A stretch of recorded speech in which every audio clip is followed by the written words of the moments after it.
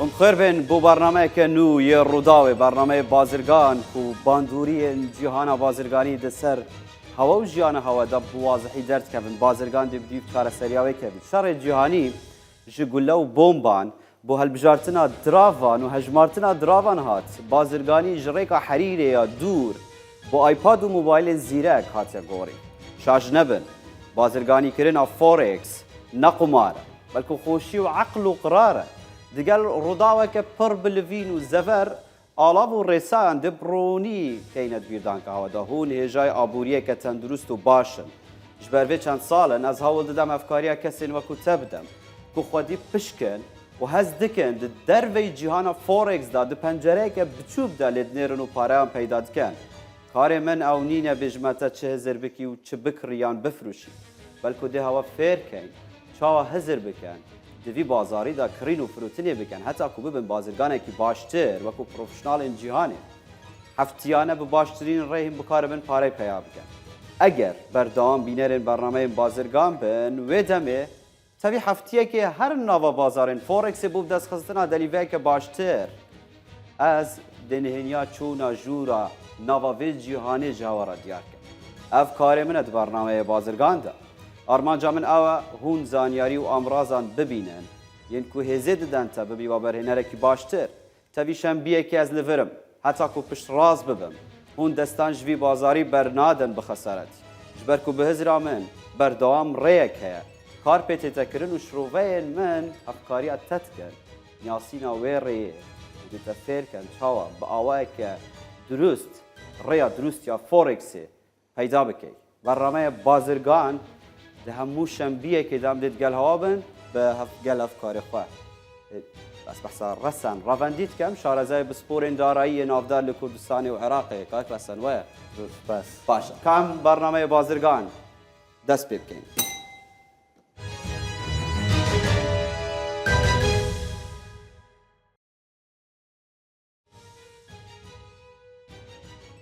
بری از با ناواروکا هفتیا دهاتی به حزب کم دی چریدت پلان آبوری و پیشهات آبوری چه راپورته که جهانی ده تراگاندن به داتا و هجمار کو باندوری لجیانا فورکس و بازار دارایی بکت هفتیا در بازبوی به آوایی در بازبویه داکتن ده پهتریا کانزا و کالاو و پیکاتین سرکین بازار آن دروز بونه پاتروله بشک جدس کفتان ده هفتیا در بازبوی دا به دست واینا هرچ کو امراض ساریا بازارانه لسر بازاری زالبه و ده هفتیا در بازبوی دا پاترول $2 لسر برمیله که به دست خستن یک جساده میگله که سرکی اردهجا باکور کردستانی و سوریا روجاوای کردستانی و ترکیه بویه جبر چه جبر که او اردهجا ترس لسر و گواستنا پاترول دبوریا جهان دا دروست کر و دمه که آزارا گرتن پاترول قازانچ کر اگر نه دویا باویجی ضرر کر با دولاره که بهز بو بگشتی بحثا پنوینان دیکم کمپانیای تکنولوژی قازانچ کرنه وکو بشک ج قازانج به تکرایی لناوراستا بازار راوستیا به قازانج هفتیا بید چوری داد ام ده بحث کن بریا از هفتیا بید بحث بکم رسن هفتیا در بازبوی بهتریای بزرار بو پاترول قازانج کریه لدف بازرگانان چاوا در بازبو من براستی لسرات اصلاو لهمو بازرگانان دکم و هیوادارم برنامه بازرگان ببتە مای خێر و قازانجێکی زۆر باش بۆ هەموو بازرگانان لەگەڵ ئێمە لە هەموو ڕۆژانی شەممە بە شێوازێک لە شێوازەکان هەم تێدەگەن کە چۆن بازرگانی بکەن هەم باشترین دەرفەتەکان لە ناو بازارەکانی جیهاندا پێتانە بەخشین دەستخۆش بۆ پرسیارەکەت بەڵێ هەفتەیەک بوو کە ورچ تیادا سەرکەوتوو بۆ بەرامبەرگا توانی بازاردا بشێنێتن و کار ئەساسیەکە بۆەوە دەگەڕێتن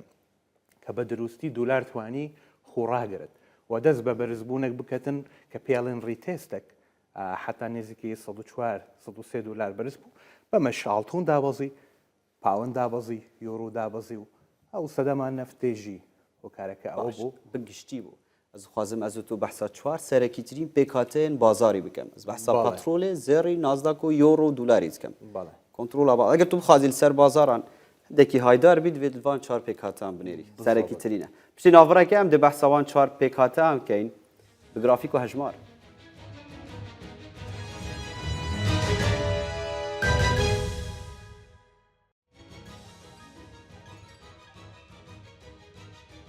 باش کاک ڕەسەن هەفتیا دەربازبووی پاترۆلی بە قازانج دەست پێ کرد وایە بەڵێ. $2 دراوشەکەوەکەوانەها دە بهێزیە دولاری لەسەر بارمیلێکی پاترۆلی خۆ دولار بهێز بووە بەڵێ. تو بەحسا دەستخستنە $2 بکەی دەستکە بۆ پاترۆلێ وایە هەر سادەم ئەوە بوو مەسەلا ئەرتهەژێ هوکارەکانی بەرزبوونی نەوت بەشێکی ئەساسی بەڕای من ئەو تەڵەبە زورە بوو کە لە نەوت دروست بوو لە هەمان کاتدا مەخزوونەکانیش کەم بوون هوکارێکی ئەساسی ئەوە بۆ بەڕاستی کە نەوت تەڵەبی زوری لەسەر بوو لە هەمان کاتیشدا ئەو بڕیانەی کە کێشەی تیادا دروست بوو هوکارێکی تری ئەساسی هەر تژەکەی ڕوویدا بەداخەوە ئەویش هوکارێکی تر بوو کە تەڵەبێکی زیاتر لەسەر نەوتە بوو لە کاتێکدا گواستنەوە کەم بوو ئەمە یەکێک بوو لە هوکارە ئەساسیەکان کە نەوتوانی ئەم بەرزبوونە بکەن و ئێمە قسە لەسەر دەکەین کە لەم هەفتەشدا ئەگەری هەیە ئەو بەرزبوونە و نەوتە بەردەوام بتن باش ڕەسەن ئەو داتای نەها بینەری ڕووداویش دبینیت ئەو بەحسا باە پاترۆلێت بکەن باە پاترۆلێت دبینێت دەست پێکە هەفتێتە داویە هەفتێدا کاریە قازانجێکی باش بکەن لەسەر ئاست قازانجێکی باش بوو $2 بۆ بەرمیلێکی پاترۆلێک کێمە لێ دراوشە بەهێزیە ئابووری داد بازاریدا و بەهێزیە دولاری لە هەمبەری دراوێن بیانی دەستخستنە $2 کۆنتڕۆلێکی گەلێکی باشە تو هەفتێ پێ دەرباز بکەیت لە هەمبەری لە زێڕی بنێرن ها بەریا بچنە زێری ئەس بەحسا نازداکێتکەم پێنوێنێکی گەلێکی سەرەکیە بازارên دارایی وەکو پێنوێنە بۆرسە و ستۆک مارکێت ئەمریکیدا نازداکژی ji 12500 خاڵان داکەتیە بۆ 12200 بۆ 300 خاڵان بیمانە ئەوێژی هەفتیەک دەرباز کرد ڕەنگی سۆر لەسەر زاڵە هێشتا داکەتیە سەدەماوێ بەهێزیە دولاریە سەدەما سێهەمین بەهێزیە دولاری لەسەر باندوری دروست کردە لەسەر زێرژی دروست کردە زێرژی بداکەتنەوەتیا ڕیکۆردکردن دە هەفتە دەرباز بیدادی قەتە بدەنی چاوان ئەو هەفتیە بەرژەوەندیا زێریدا دەرباز نەبە پرسا گرنگ ئانها لەڤر ئەوە بۆ هەفتیە بێت زێر دێ بلند بیت یان دێ داکەویت پرسەکە گەلێکی استراتیجیە یۆڕۆ لە هەمبەری دولاری دیسان دولار بەهێزە یۆڕۆ کاریە هەندێکی خوا بپارێزیت لە ترسا دروستبوونا ئاستێکی نوویە ئینفلاسیۆنێ لە ئۆروپا بلندبوونا هێزە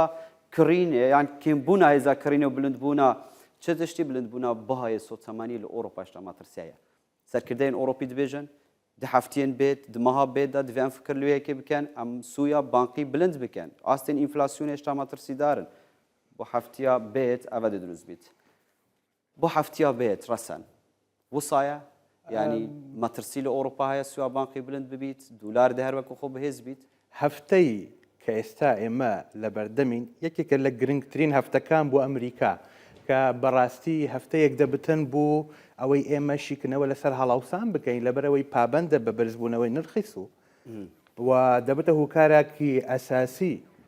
بۆ ئەوەی بزانین بەهێزبوونی دولار ئایا دیسان ئاڵتون زیاتردا دەبەزێت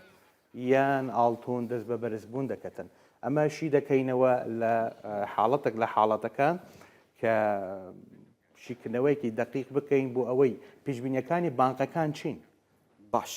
لەسەر CPI کە هەڵەوسانە لە ئەمریکا پێشبینی هەفتیا بێتە بەڵێ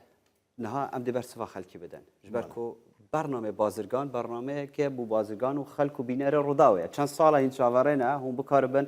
بزانن لەسەر چ بە خوێندنێکە ڕاستەقینە و خوێندنێکە تەکنیکی دە پێشوازیە لە هەفتیا بێتکەین چاوا بچن بازرگانی بکەن بزانن خواستێن بینەرن ڕوودا و بازرگانên هەرێما کوردستانێ چییە ji بەرنامەی بازرگان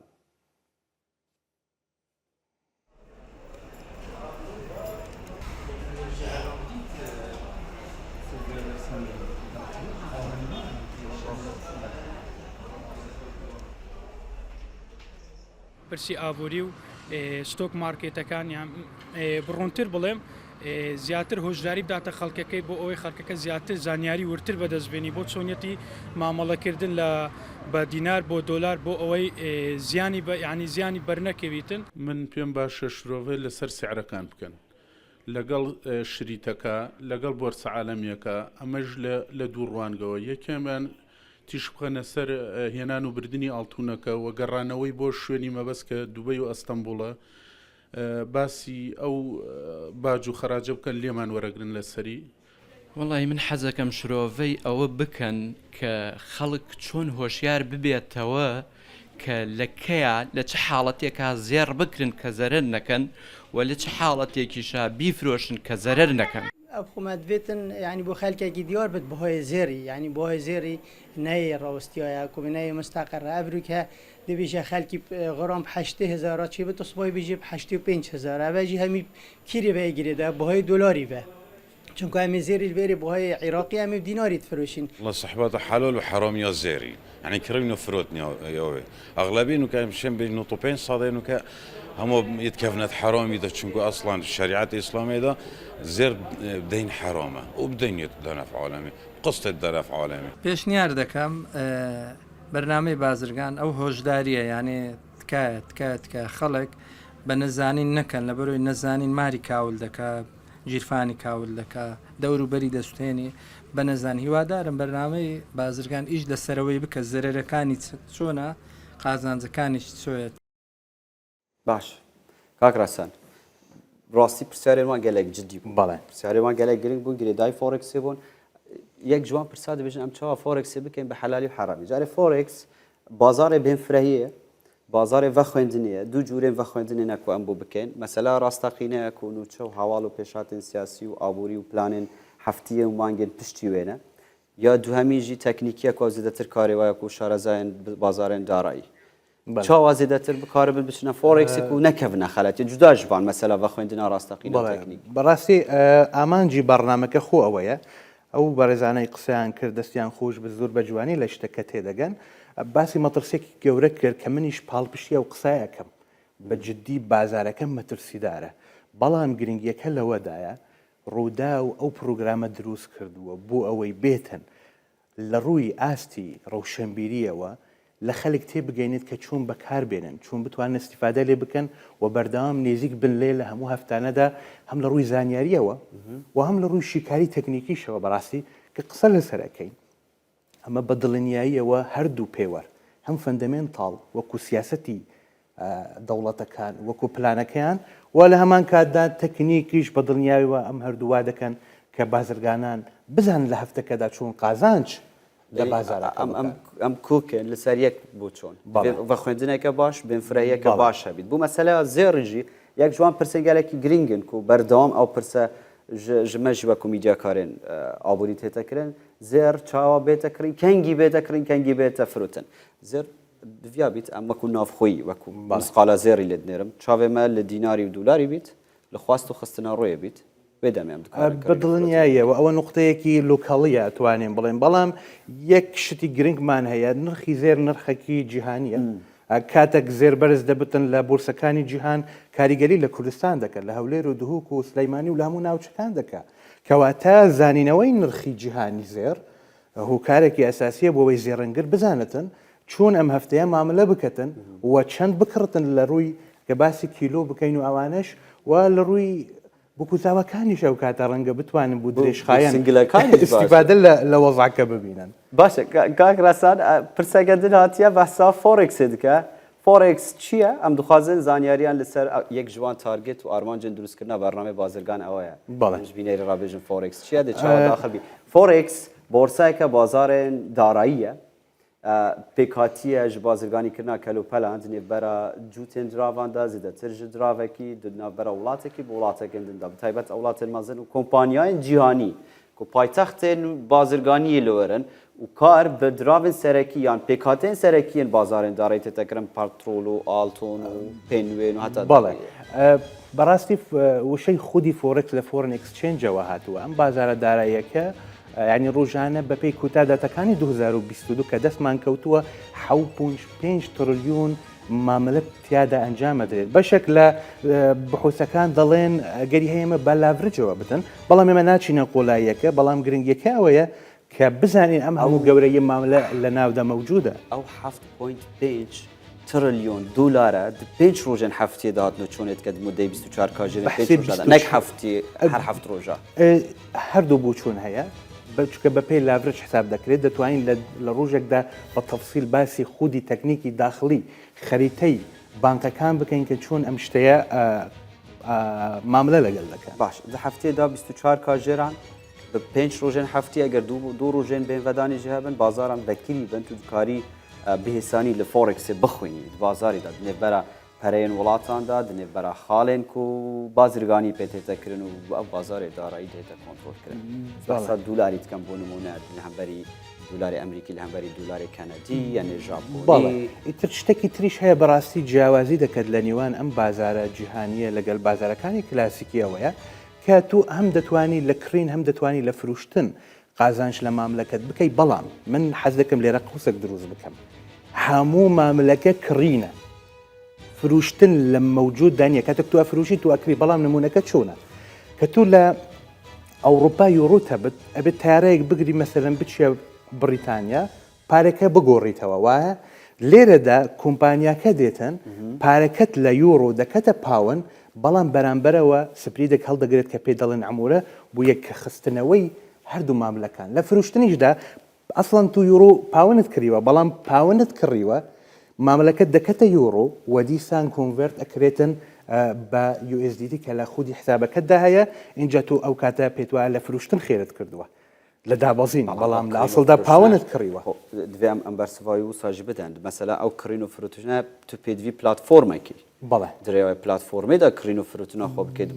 فۆرێکسێدا بزەبێت ئەو پلاتفۆرمە بەڕاستی خودی بازارەکە لە 1970کانەوە دەستی پێ کردووە و پلۆتفۆرمانەی کە هاتوونە لەو کاتەدا یەک لەوانە ساکس و بانک بوو کە یەکەم جار دەستیان پێ کردووە لە هەمان کاتدا ئایفۆڕۆکس بوو ئۆندا بوو هەموو ئەمانە دەستیان پێ کردوواتر پەرەیان پێدا ئەم پەرەپێدانە بەڕاستی تا ساڵەکانی 99 ئەوانە 1999 دەستیان پێ کرد بە مێتاترێدەر کە ئەمە شتێک بوو لە ئابدێت و پێشکەوتنێکی تری بازارەکە و تا ئێستا بەردەوام لە ئابدێتدایە بوو پێشخستنی خودی مەجالەکە بۆ خێرایی تەنفیس بۆ فراوانکردنی خزمەت گوزاریەکانیش پرسیارە گرنگ هەر مەسەلا فۆرێکسێدا چاوە ئەم بکارە بین دو فۆرێکسێدا مەفای وەرگرن قازانج و فایدە بکەن د فۆرێکسێدا هەتا کوتو مەفای وەرگری دەستپێکا بەڕامەیجدامە گوتیە ئەمێ وا ڕێیان نیشانی هەوە بدەن هەتا کوم بکارە بن شیکاریەکە تەکنیکی ڕاستەقینە بازارێنداڕی فۆرێکس و ستۆک مارکێتدا گشتیدا بکەن ئەو دوو ڕێیەکە شیکاریە و ڕاستەقینەیە لەسەر هەواڵ و نوچە و پێشهاتانە ڕێیا دوو تەکنیکیە تەکنیکیش دەبێت و بخینی خاڵە پاڵپشتی و بەرگریە ویراتی بخینی وێ دەمێت توکاری پێشبینیە کە بکەیت ڕاستە بەڵام یەکێک نقطەکی تری کە زۆر گرنگە بزانین ئەو بانکانەی لە ناو ئەم بازارەدا مەوجودن بەڵێ کە ئایا چەند بازار بەدەست دێنن بەڕاستی جیپی مۆرگان یەکێک لەوانەی کە بەشکی زۆر نێزیکی 10% دەتوانێتن سیولای بازار دابین بکە چکە ئەمانە پڕۆڤایدەرەکانن UBS و XTX و هەموو ئەمانە بەدڵنیاییەوە کۆمەکن لەوانەی پێی دەڵێن دابینکەری نرخ پرۆڤایدەرەکان دابینکەری نرخن دەتوانن نرخ دابین بکەن بۆ بڕووکەرەکانیش و ئەوان اینجا بە خەلک بفروشن خەلک بتوانێت خێر و قازانج بکەن لە بەرزبوون و دابەزیری شتەکان بەڵام لێرە یەک نقطە هەیە دەمەوێت لێرە بچین دواتر بچینە بابەتێکتر ئەوش هەیە چ ئەم بازارە دەجوڵێنێت ئشارەتت پێدا بەڵام ئێمە بینە تەفسیلەکە ئێمە بینە تەفسیلەکە بابەتی هەڵاوسان بابەتی دامەزراندن بابەتی سۆی بانکی داراییان هەفتیا داڕایی ئەو هەموو ئەمانە ئەvە خاڵێکی گرنگە ئەزخوازم لەسەرێ باخەن بزانین دە هەفتیا بێدا ڕژمێرە هەفتیا بێ دچڕیدات جوانە ئێک جوان بە خواندنین گەلێکی گرینگە بۆ بازارên دارایی تو بکەیت دەبێت و بزانی ڕژمێر ڕێکەفتە هەفتیا داتی چ راپۆرتێک بازار چاوەڕێە ژ ئالیە کێڤە دێ دەرکەویت ئەو باندۆریە چەند مەزنە ئەو بنگەهێک و راپۆرت جێ دەردکەویت گرنگترین ڕووداوەکانی هەفتە لە 13 تا 17 شوبات کە کاریگەریانە سەر بازارەکانی دارایی هەیە. ڕۆژی سێشەمە 14 شوبات کاژێر 4 و 30 خولەک داتای پێنوێنی نرخی بەکاربەر لە ئەمریکا ساڵانەمان هەیە و هەروەها داتای پێنوێنی نرخی بەکاربەر لە ئەمریکا مانگانە لە هەمان کاتدا هەیە هەروەها پێنوێنی نرخی بەکاربەری بنەڕەتی لە ئەمریکا مانگانە. لە ڕۆژی چوارشەمە 15 شوبات داتای پێنوێنی نرخی بەکاربەر لە بەریتانیا ساڵانە هەیە لە کاژێردە لە هەمان ڕۆژ و لە کاژێر 4 و 30 خولەکی ئێوارە داتای فرۆشی تاکەکەسی لە ئەمریکا مانگانە هەیە و لە هەمان کاتدا داتای فرۆشی تاکەکەسی بنەڕەتی لە ئەمریکا مانگانە. لە ڕۆژی پێنجشەمە 16 شوبات مۆڵەتی دروستکردنی بینا و خانوبەرە لە ئەمریکا هەیە. ڕاستان هەڵاوسان ئەگەر هویر لێنێری بیتن هەندێت ببینن بهترین ئەوان راپۆرتن و بڕیارە لە هەفتیا بێت بهێنە ڕاگەاندن ئەمریکینە بەڵێ بۆچی ژبەر و ئاستا ئینفلاسیونێ لە ئەمریکا هێشتا مەترسیدارە دووبەش بووینە ئەمریکی ناوە کۆماری و دیموکراتان دا ناوە کۆنگرسی و ئابووری ناساندا ئەس بەحساوەیەکت کەم ئینفلاسیۆنیش ئاسێن مەترسیداردا من حەزەکەم باسی ئەوە بکەم مەترسیدارترین هەڵەی ئابووری لە ئەمریکا بەرزبوونەوەی هەڵاوسان بوو لە ساڵی 2021 لە 1.4 لە 2022 گەیشتە 7%. ئەمریکا دێتن هەوڵی ئەوە دەدات مشکلەکە حل بکات بەچی حل دەکەن سوی بانکی حل دەکە ئەم هەفتەیە CPI 2023 یەکەم مانگە بەڵاو دەبتەوە گەورەترین تەسیر دەکات ئەگەر بچینە لەسەر شیکاریەکان بزانین ئایا دولار بەرز دەبێت ئەم CPI ئەگەر هاتو بەرز بوو CPI ئەو کاتە دلاریش بەرز دەبێتەوە چونکە سوی بانکی بەرز دەکەنەوە بەڵام ئەگەر CPI دابەزی ئەو بەدڵنیاییەوە ئەگەری هەیە دولار پاشکشە بکات بوو نوتەکان 95 و 97 دولار کەمە بەڕاستی ئاڵتون ئەفرێنێ ئەس بەحسا مەسەلا ئینفلاسیۆنێت کەم لەسەر ئاستن گۆڕینێک و تو بکارەبی بپیوی لەسەر بۆ نمونە ئەمریکیان ئەو ئاستا ئینفلاسیۆنێ لەسەر چ پیڤن هەمبەریە دنێبەرەوێ مەهەیە بوو مەها دەربازبووی داوێ دەمێت توێ بزانی چەند ڕێژە ئینفلاسیۆنێ گۆڕین بەسەرداتنە هەمبەری دنێبەرە وێ ساڵێ بوو ساڵا داتی داتا کو تو بزانی چی ئینفلاسیۆن ئینفلاسیۆن بەهایەکەی خۆی نو هەیە پیڤەرێکی یەکش پیڤەرێ نوێ CPI کو تێ پیڤاندن مشتریە لێچوونە هێزا بکاربەریە ڕۆژانەدا لەسەر ئاستێمە هەیە ئەو دبیتە یەک جوان راپۆرتان و دوپشراژی ئەس بەحسا PPI کەم هەلبرینە یا ئینفلاسیۆنێ دوو پیڤەرێ گەلێکی سەرەکینە بەڵێ باسی شیکاری خودی زێر بکەین کە لە مەفتەیەدا بەرز دەبێت یاندادا بەزت یەکەکن لە شتە گرنگیەکان ئەگەر بچینە ناو خودی چاردەکە بۆ بازرگانان ئێشارەت پێ بدەین چونکە ئەوە بەڕاستی یەکێکە لە گرنگترین شتەکان کە بازرگانان ئێستا چاوەڕێمان دەکەن باسی ئاڵتۆن دەکەین ئاڵتۆن لەم هەفتەیەدا باگەرێکی زۆرەوە ئەبێتن ئەگەر زەربەیەکی دابەزینیش لێ بدەت ئەبێت بەرزبوونەوە بکات ئاستی تارگێتەکانی من لە کورتخایەندا بۆ 1970 من پێم وا ئاڵتۆن دەبێتن بەرز ببتەوە بۆ 1970 دواتە دەچینە لەسەر یۆرۆ کاک بەختیار کە یەکێکی ترە لە داواکارم ئەو شەڕێ دلێڤەرە یۆرۆ و دولاری داهای هشتا یەک لای نەبووە ئۆڕۆپی دێ سوێ بانقی بلندکەن ئەمریکی هێشتا دوو دلن دێ ئەvە بکاربیت هێزا خۆیە یا دراوی وەرگریتەوە لە هەمبەری دولاری پێم وایە یۆرۆ بەرز دەبێتەوە دەبێت سەردانی 1.0833 بکات کەواتە لەسەر شاشە دیارە چاردەکە یۆرۆ بە هەموو پێوەرێک لەو زۆنەدا دەبێت دەست بە بەرزبوونەوە بکات ترسمان لە کڕینەوە یۆرۆدانیە چەند لەسەرەوە 1.059 بتن حتا 1.050 بەرز دەبێتەوە بۆ 1.83 بلندکردنە ئاستا ئینفلاسیۆنێ داخستنە بەهای دولاری پشخوارەتین وایە داخستنە بەهای یۆڕۆژ پشخواداتین ێ باشە خۆ ئۆڕۆپی پێشیاوێنە سویا بانقی بلندکەن کاکڕاستە هەفتەی داهاتوو زیاتر قسە لەسەرەوە دەکەین بەس من باسی نەوت بکەم کاک بەختیار ئەوش باسکەین چونکە بەڕاستی وتت بەرز بووە باەمە بڵێن تا بەرزبوونەکە تاکوویە نەوت دەتوانێت حتا 91 دلاریش بەرز ببتەوە بەڵام ئەوە ئاگادار بن کە نەوت لەم بەرزبوونەدا کاتیە دیسان تەڕاجع دەکات بۆ منتەقەکانی 80 دلار نەوتی برند باز دەکەم ئەوەکو تەکنیکی ڕاستەقینەژی مەسەلا بۆریا جیهان بوو و ئەو بیڤە لەرزا دروست بووی ڕێل ڤەگواستنە پاترۆلێ ترس لە گەشتنە پاترۆلێ بۆ بازارێن دارایی بوو بۆ هەفتیا بێدێ دەستە ڤەگواستنە پاترۆلێ تەکردن یەک جوان سەدامێن دوهەمینێک و پاترۆل لێداکەوێت زێدەکردنا بەرەمێ پاترۆلە ڕۆسیاژی سەداما سەیامی نەبیمانە ئەگەر هۆن بنیازن دە هەفتیا بێدا پاترۆلێژی بکڕن چاڤێوەلوەیەکی بیت دەداکەویت پێتریا پێشبینیان بۆ یەکەچن و شیکارین تەکنیکی و ڕاستەقینەش بۆ یەکەچن وایە کاکڕاستە ئەوە بەرنامەیە بازرگان بوو ویڤایەکێ و بازرگانیەکە باش بکەن و ئابووریە خۆشی باش بپارێزن هەر لە قازانجدا بن